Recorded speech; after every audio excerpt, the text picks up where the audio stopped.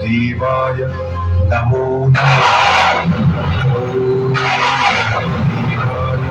নমো নমঃ।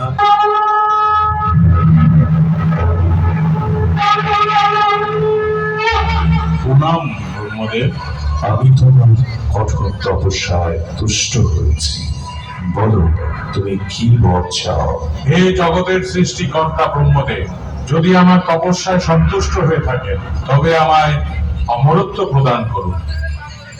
বৎস, এই মর্তলোকে আমার সকল সৃষ্টির লয় অনিবার্য, অতএব জন্মের সাথে মৃত্যু অবধারিত। তাই তুমি তোমার অমরত্বের ইচ্ছা পরিহার করো। অসম্ভব। অমরত্ব ছাড়া আমার আর অন্য কিছু চাইবার নেই। ঠিক আছে, আমি তোমায় এই বরদান করছি।